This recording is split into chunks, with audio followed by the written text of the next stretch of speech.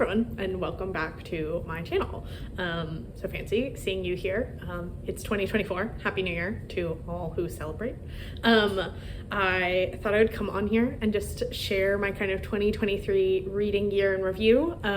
Since the last video I posted, I'm pretty sure was my 2022 reading year in review. But I, have had a good reading year, and I wanted to share that. Wanted to talk about my favorite books and also my reading stats, because otherwise I'm just making a bunch of charts just for my own self to look at, and that's less fun.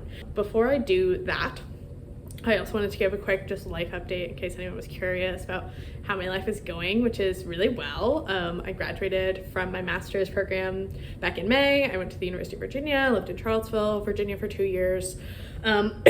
And now I live in rural North Carolina, working in a small nonprofit, doing like rural community development work that has an environmental focus. And I really love it. I live my life here. I'm here in my house. I have a 3-bedroom house, which is crazy, but living out in the country, you can get a good place to live for not a whole lot of money. So I appreciate that part. Also, please enjoy my Christmas tree that I'm still enjoying in this new year. And yeah, my life is really happy. I have a lot of great friends and community here. And I'm trying to kind of be on the internet and social media less and less, but I do also miss BookTube, and I miss talking about the books that I'm reading. So I might do a little bit of BookTube in 2024. It's hard to say, not gonna make any promises, because my life is actually really quite busy. So those are all the life updates. Now I'm gonna talk about my reading stats, and then I'll get into my favorite books at the end. And I'll plan to put little timestamps down in the description box below, which I guess you'll also see on the little zippity thing that tells you how far you are into the video, just in case you don't care about the stats or you don't care about my favorite books, etc. So in total in 2023, I read 81 books, which totals to 25,073 pages. I also kept track, before we get into like the stats of what those books were made of, I also kept track of how many books I purchased this year, which was 70, but somehow I currently have 27 books on my TBR. I did finish one book this morning, so I had 28 going into 2024, but I started the year with almost 60 books on my TBR. So I've drastically reduced my TBR, which I think is partially because I was just a DNFing queen. And then also I just really made it a goal to get rid of every book from before 2023 that was on my TBR, which I did succeed with the exception of 2 books. The first of which is a book I'm currently in the middle of called Earth Democracy by Vandana Shiva, who's an academic, and so it's like an academic text, and I didn't want to force myself to finish it in 2023. So it's coming into 2024 with me, and I'm hoping to carve out some time during my work week that I can continue to read and learn about that. And then the other book is the 4th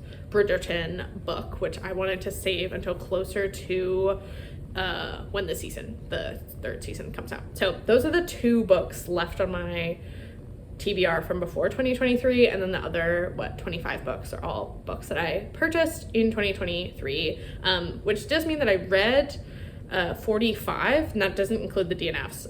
I've read 45 of the 70 books that I bought this year, which is 64%. So I'm feeling pretty good about that.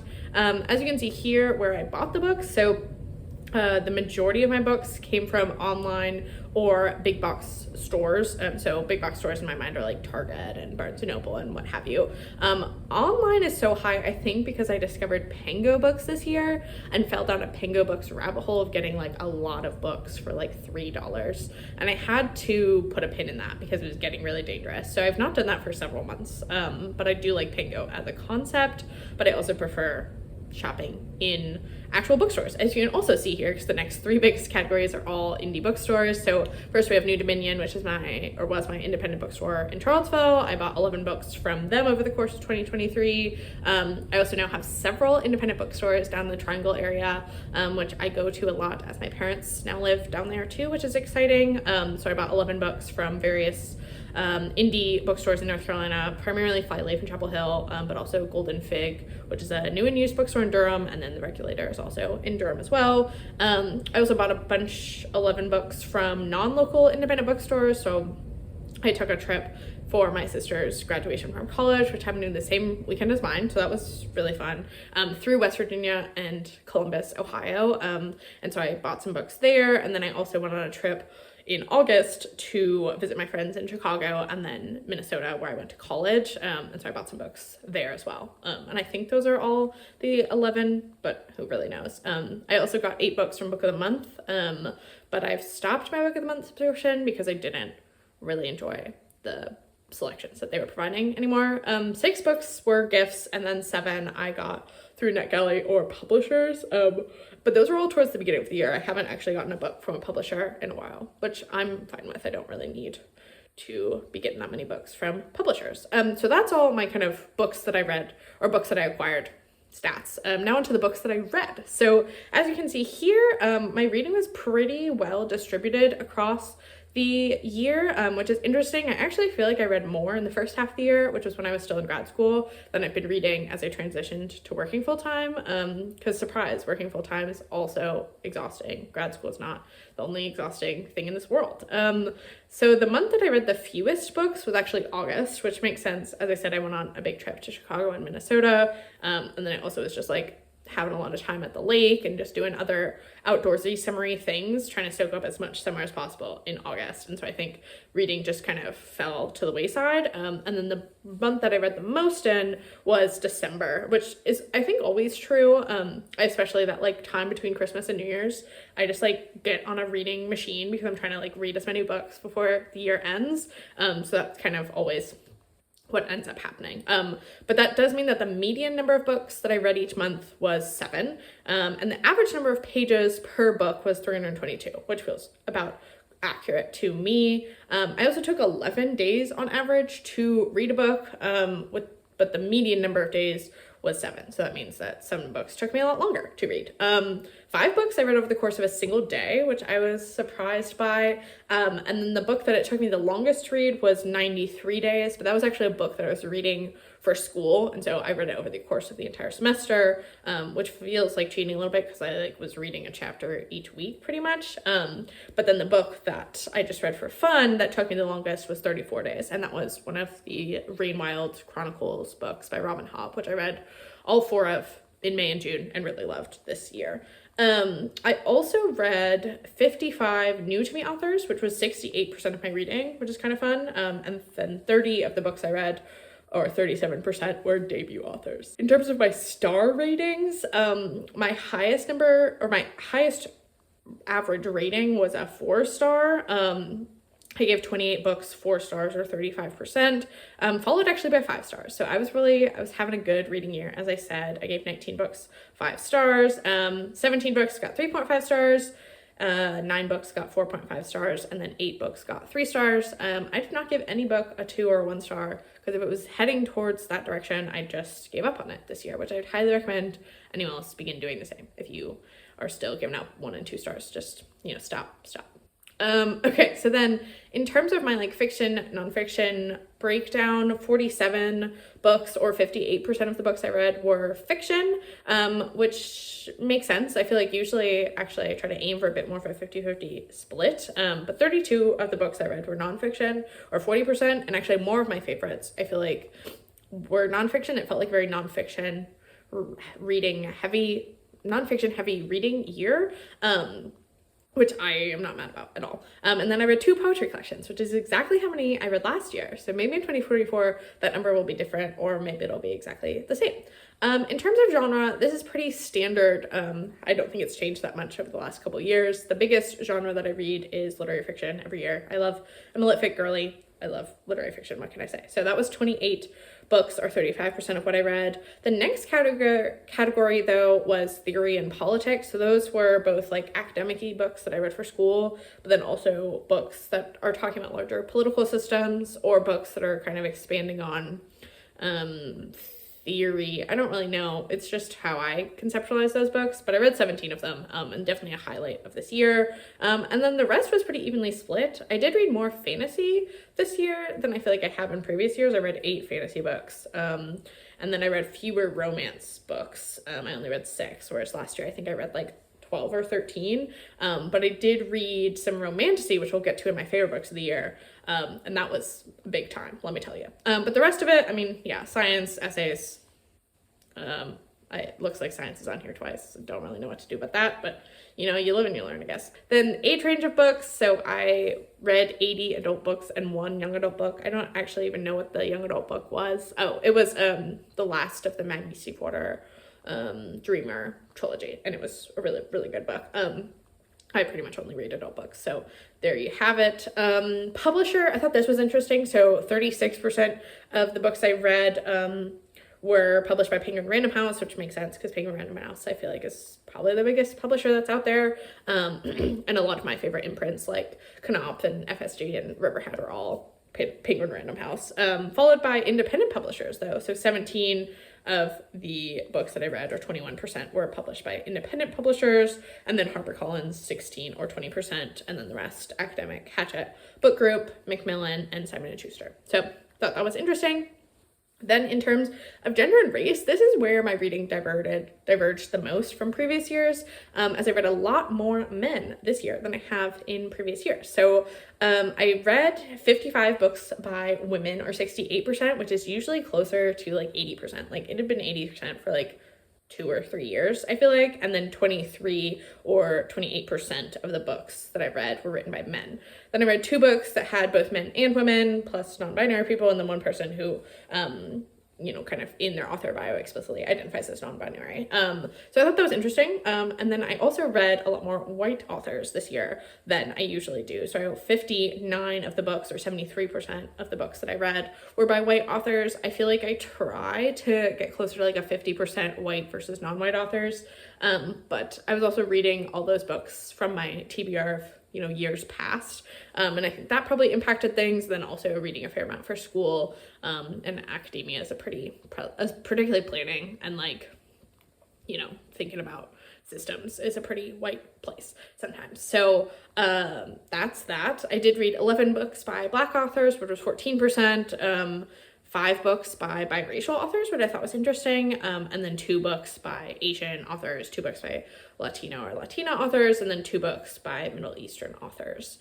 In terms of the medium of which I consumed the book, 63 of the books I read, the vast majority, or 78%, I read physically. I did listen to 12 audiobooks, which I feel like I'm getting slowly more and more into audiobooks. There's definitely certain genres that I like. And then also with like car trips and stuff, which I now have a car, which is another exciting life update.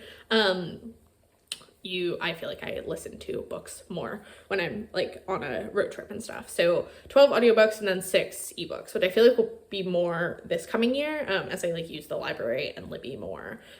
Speaking of the library, in terms of the breakdown of library versus owned books, only 3 books this year were from the library, which I think is partially, you know, I had this goal of really reading down my TBR, and so library fell to the wayside. I definitely plan on utilizing the library a lot more this year.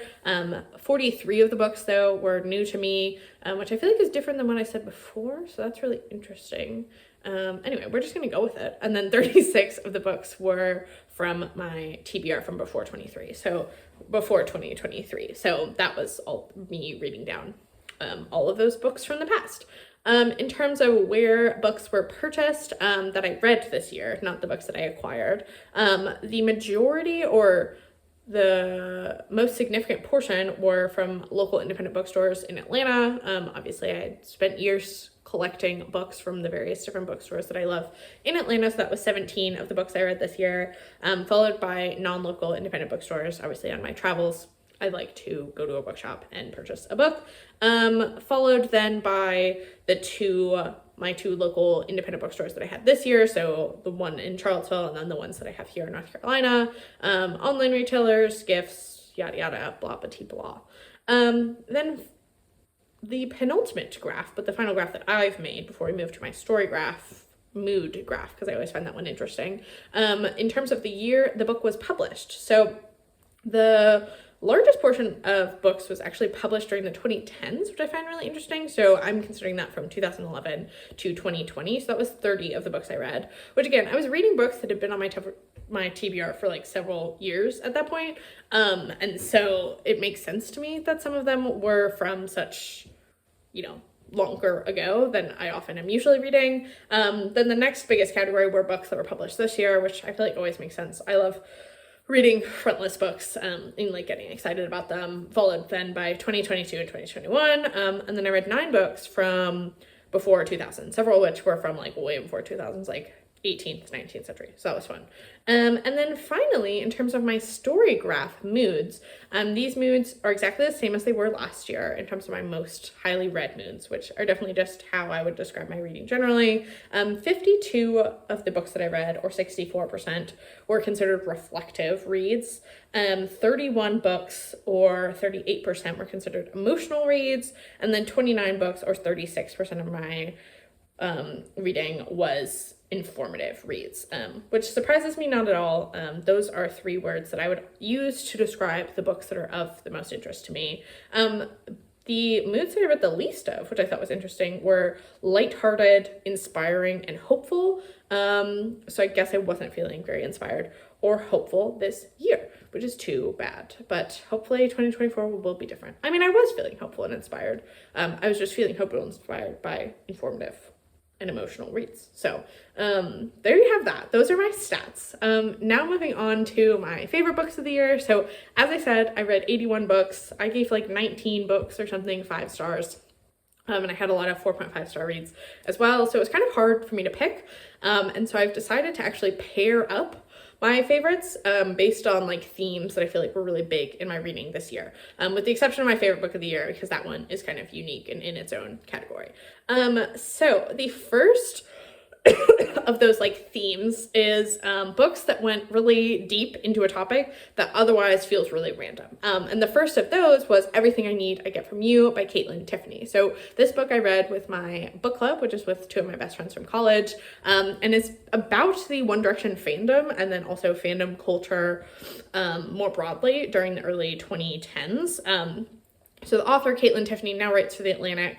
I feel like there's definitely a sense of like a One Direction fandom to like liberal arts college to like you now have a job where you think a lot pipeline that like both Caitlin Tiffany and I and the other 2 girls in my book club are on. And I loved this book for that reason. I think if you're a fan of One Direction, you would absolutely eat this book up. If you're just interested though, also in like what fandom and like being a teen during the early 2010s was like, I think this book captured that in such a beautiful way and also talked about One Direction and how One Direction helped a bunch of teenage girls that were just living in a very weird time where the internet was just becoming so pervasive in our lives, and like how we made meaning of like becoming adults in this era of technology.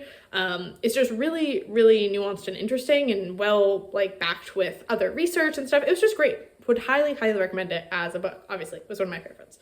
Then the other book in this category is one called After Cooling on Freon, Global Warming and the Terrible Cost of Comfort by Eric Dean Wilson. This is a book about CFCs, which are a coolant that were used in air conditioners and a lot of other things that require things to be very cold, machines that require coldness. And basically the history of like the rise and then the fall of CFCs, because they were banned in the 70s after we discovered the ozone layer hole that's, above the Antarctica. And this book was just so much more than that, just that history. It was talking in a really kind of meta and theoretical and like systems way about like what it means to be comfortable. How are we reconciling with this idea of like air conditioning is a thing that makes us more comfortable when it's also actively like harming our planet and like making us need it more, and therefore it's this terrible negative feedback loop. It also is just talking about like the kind of whole like black market economy of selling CFCs, which is I guess a very kind of common practice, particularly in more rural places, because these CFCs exist and there's a lot of older machines that still need CFCs to function. So it talked a lot about that kind of context, and it was just so fascinating and I think so beautifully rendered in terms of thinking about the impact of our actions and like how us wanting to be comfortable in air-conditioned spaces is such like choice that's being driven by like individualism and capitalism. And I don't know, it just made me hate air conditioners even more than I already did, which was a lot. And I would highly recommend if you're looking for like a really niche 500-page book about air conditioners that's also about other things too. Then the next category is a fiction category, which I am calling Sad Women Doing Badly. These two books are really similar to one another. But I read them like at kind of the beginning and the end of the year, and I feel like they complement each other really well. So the first one is really good, actually, by Monica Heisey. This one is about a young woman who's going through a divorce and basically just not handling that very well, which is understandable. And it is exploring how the kind of her inability to really handle that and kind of process that then has these repercussions for the rest of her friend group. It was also absolutely hilarious, but also made me sob at the end. So it was a win-win for both of those reasons. I really loved it. And I think it is a good compliment, if not slightly better, to Sorrow and Bliss by Meg Mason, which I also read this year, also loved. I feel like this was a BookTube like favorite of the year, maybe last year or the year before. And this one is about a woman who is also in a relationship, and the relationship is also on a break. And she is just like not handling it well, but she has kind of always been a person who's just like had really intense emotions and just like not really accepted help, and not like been able to process them in a way that like feels good and meaningful to her. And I think both of these books really show like the impacts of how like a person who is dealing with a mental health crisis, like even when they are in the depths of that crisis, like their actions can have a big impact negatively on like the people around them who like love them and care about them. And I just thought both of them were beautifully done. I cried at the ending of both of them, and I would highly recommend either one if you read one and not the other. Then the next little category is reflecting on a time in one's life. So these were two memoirs that I really enjoyed, the first of which was called On the Line, A Story of Class, Solidarity, and Two Women's Epic Fight to Build a Union by Daisy Pitkin. This one I read on audio, and it's about Daisy Pitkin's time about 15 years ago working for one of these like national union organizations that basically go into spaces like Starbucks is a more recent example, and help the workers there try to unionize. And their big goal while Daisy was working there was to work with commercial laundromats in Arizona, which have a lot of undocumented or newly immigrated Mexican Americans who work there. And so it's a very vulnerable place to work. And it's also just a very dangerous place to work. And so Daisy Pitkin basically just catalogs her experience of trying to help the workers at this particular site unionize, and all of the incredibly like borderline legal / illegal activities that the company takes to like stop this from happening. But I think what I particularly loved about it was how it kind of contextualizes that story within a much larger discussion of like the role of unions and the rise and fall, kind of labor history in America, a lot of which I didn't really know. But then also the role of these big like union businesses that like help other places unionize, but they themselves are a business, and like the complexities therein, particularly given that Daisy Pitkin is a white woman and she was working with a majority non-white group of people whose kind of lives are on the line through their work here. And so I thought that discussion was all really well done.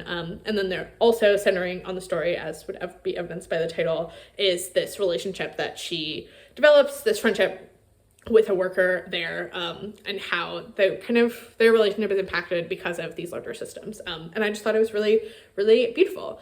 And then the other one is a book called Landings, A Crooked Creek Farm Year by Armand Donahue. And this is like a little graphic memoir-y thing. I don't know how well you can see that, but basically there's like a little watercolor painting for many of the days of the year. And then a little kind of almost journal entry about kind of what was happening at the farm that day and like what Armand Donahue was thinking about. And I just found this so beautiful as a person who now, lives among farmland and, aspires to kind of do more farming myself in my future. I just thought this book was like so beautiful, and all the little watercolor paintings are just gorgeous. And farming is hard. And so I appreciated Armin Donahue like kind of honesty about this, and just like the struggle to like live in a rural place, and trying to make ends meet, and also the kind of there's some like climate change, global warming talk, and also the kind of globalization of agriculture talk in here too, both of which I just thought was really interesting and well done. So loved that one. Then I also read 2 classics this year that were favorites. The first of which is Sand County Almanac by Aldo Leopold. I don't know why I'd never read this before. I've had it for years and I was always just like, oh, like I'll like it, I guess. But I read it and like it's a classic for a reason. Like it's so beautiful. Absolutely loved it. Definitely plan on returning to it soon. Just can't believe I didn't read it before. And that's also true for Jane Eyre by Charlotte Bronte. This is a book that I've had on my TBR for literal years. And this fall I was like, okay, I'm going to do it. I'm going to read Jane Eyre. And I'm so glad I did. I loved it. I think Jane Eyre is a melodramatic icon and I was really happy that she got all that she wanted out of this world because I think she deserved it. And yeah, huge win for me and for Jane Eyre. And love to see it. I'm also really excited to read Wide Sargasso Sea, hopefully this year, because one of my best friends who was an English major was like, if you love Jane Eyre, which she also does, you have to also read Wide Sargasso Sea. So I'm gonna follow her lead there and read that at some point in 2024. The next up in terms of favorites, these are in the randomest order, and I apologize for that, except I'm saving my favorite book for last, is a category I'm calling Dragon Military College, which is that I read Fourth Wing and Iron Flame this year. I read Fourth Wing over Thanksgiving time and then Iron Flame just a couple days ago after Christmas, and I loved both of them. They're the most melodramatic, silliest books you will ever read, but they are getting so much hype for a reason, which is that they are incredibly readable. I love Xaden Brorson. I think he's awesome. Would love to meet him in real life. And yeah, I'm just having a big time. Can't wait for the next one to come out so that I can read it during a holiday time and like decompress with it and just be taken away to a world that's totally different from our own. So having a big time reading that, really enjoying that. For something totally different are 2 academically minded books that I just wanted to highlight. The first is Seeing Like a State, How Certain Schemes to Improve the Human Condition Have Failed by James C. Scott, which sounds like an incredibly boring title. But if you've read this book, you know that actually it's iconic. I loved it so much. This was the book that I read over the course of a whole semester, and I'm so glad I did. I feel like it has changed my worldview and understanding of how like societies come together, legibility, it's everywhere. And yeah, I won't stop talking about Seeing Like a State. It was a great reading experience. Definitely, I mean, it's just straight up an academic book, but it's awesome. It also deeply informed my favorite book of the year, which I'll get to obviously in a minute. And I think reading my favorite book of the year at the beginning of the year and then reading this book and like seeing how James Scott's theories like inform my favorite book of the year, I think was also very helpful. And then the other book is not an academic book, but it just felt very academic, and that's Having and Being Had by Eula Biss.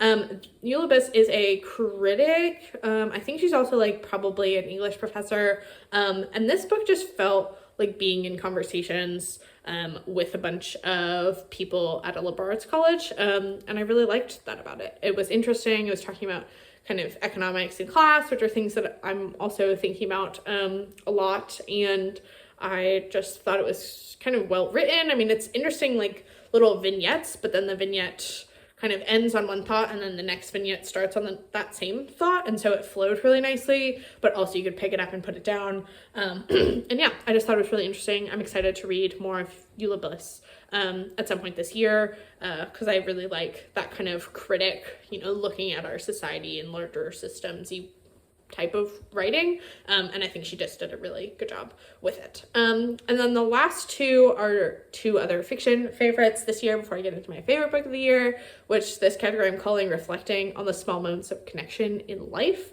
So the first of those was Back When We Were Grown-Ups by Anne Tyler. So I picked this book up totally on a whim.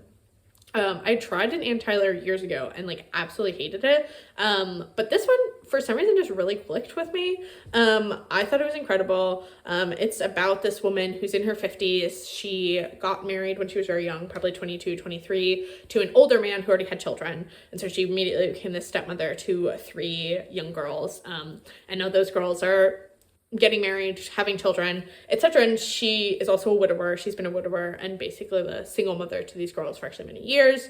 And she's just reflecting on her life and like, how did she get here? And I just thought it was like so well done. They're definitely, so it was published back in 2002 or 3. And there's some major moments of like unchecked racism. Not super explicit, but like some weird names thrown around and like other lingo and stuff that is not great. But that aside, like the story, incredible. I ate it up. I thought she was such an interesting character. She felt so real. Her like questions about like, how if I ended up here and like, what does it mean for like your life to have not gone as planned was all just like perfect. So if anyone watching this video has any Anne Tyler favorites, please let me know down in the comments, because I want to read more Anne Tyler, but I don't want to be led astray, because as I said, that first Anne Tyler that I tried to read, I just like really didn't get on with at all. I think it was A Blue Spool of Thread, maybe, is the one that I really didn't like. So if you have any other, like if you have a favorite Anne Tyler, please let me know. And then the other one that fits into this category is The Glass Hotel by Emily St. John Mandel. I read this one just like a week or so ago. Absolutely loved it. Station 11 is one of my favorite books of all time because it really harps on this theme of like how people are connected in ways that you wouldn't expect, and like kind of, you know, ideas of fate and, you know, just people passing in each other's lives in really curious ways. But then also this idea of like, we can't know everything about someone else's life. Like there's always going to be mysteries there, are two of the major themes explored both in Station 11 and in The Glass Hotel. And I just loved it. I also just like was weeping by the end. It was really beautiful. And I can't wait to read Sea of Tranquility, which is going to be one of my first books of 2024. But then last but certainly not least is my favorite book of the year, which is also the very first book I read this year, which is not, like, I didn't love that because just no book could live up to the hype that was The Dawn of Everything, a new history of humanity by David Graeber and David Wengrow. David Graeber is an icon. I am so sad that he passed away in 2020 because I feel like he would have done incredible things with his life. But he and David Wengrow are both anthropologists. David Wengrow is actually an archaeologist, who basically used this giant book, I mean, it's like 700 pages, to talk about how the way that our society is set up and kind of capitalism, inequality, social structures are all basically choices that were made by a bunch of white people in the 1700s and 1600s. And how those choices like came to be, like how kind of interacting with indigenous peoples, particularly in America, helped inform the Europeans' kind of thought process around like, what does inequality look like? What is our current social structure? But then this book more thoroughly actually explores this idea of, you know, we have been told this narrative through our culture and society that like everything in history has led up to this moment of our current social structure, and that's just not true. There have been so many other cultures that have experimented with vastly different ways of organizing themselves, and that also means that in the future we could also organize ourselves in vastly different ways. And I just found that entire way that this was laid out as an argument to be so well done. Like, I mean, this is a dense and convoluted is the word that's coming to mind, but it's not convoluted. It actually makes sense, but it's very intricately organized argument. But they constantly are like bringing you back and kind of saying like, okay, we started here and then we went here and then we went here. And remember this thing right here, we're going to talk about that thing now. And it was just organized so effectively that you just totally were bought into it. I absolutely love this book. I can't wait to read more David Graeber in 2024. I have 2 of his books on my TBR, my physical TBR right now, and I will definitely be getting to them at some point this year. But absolutely phenomenal. Like if you are into prehistory at all, I would highly recommend this book. If you're interested in economics and like thinking about societal structures, I'd recommend this book. But I also just recommend it to anyone who's just like really into some like big nonfiction about big ideas, because I just loved it. So those are all my favorite books of the year. That's my reading stats. In terms of goals for 2024, I am planning on reading I set my reading goal at 52 books, because I feel busy and like don't want to be stressed about my reading goal. If it feels like I'm going to surpass that goal at some point in the summer or something, I will increase it. But right now I'm not feeling the need to do so. I'm also planning on reading all of the 27 books that I have on my TBR, which, given that my reading goal is 52, I feel like that will be manageable. And I'm also, there was a third reading goal that I had. Oh, I think I want to use the library more, particularly as a way to kind of test out books that I'm not entirely sure I will love, because purchasing that book and then not loving it makes me sad. So thank you so much for watching this video. If you have stuck around until the very end, I would love to hear how your reading year has been. I also miss all my little buddies in here. So if you are watching, hello to you, little buddies. And you know, if you want to keep up with my reading during the rest of the year, I am on Goodreads and Storygraph, which I'll put links to both of those things down in the little description box below. And yeah, I hope you're having a great 2024 so far. I hope that your reading in 2024 goes well, and you will maybe see me on here at some point in 2024. If not, you'll perhaps see me on here at the beginning of 2025 with me wrapping up my reading year this year. We will see. Thanks so much for watching, and I will talk to you next time, I guess. Bye.